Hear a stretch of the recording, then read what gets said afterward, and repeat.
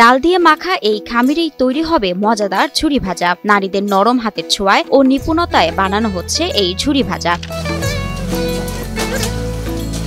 পানি, লবণ, ডাল দিয়ে শুরু হয় খামির বানানোর প্রক্রিয়া। খামির হয়ে গেলে কাঠের এক যন্ত্র ঘুরিয়ে ঘুরিয়ে গরম তেলে ভাজা হয় এই খাবার। শুধু লবণ পানি দিয়ে খামিরটা দেওয়া হয়, এভাবেই তৈরি করা হয়। এর পরবর্তীতে দেখা যাচ্ছে ভাজা হয়ে গেলে তখন ঝাল মশলা মারা হয়। ঝাল মশলা মারে এটা বয়মজাত করে আমরা বাজারে প্রচার করি।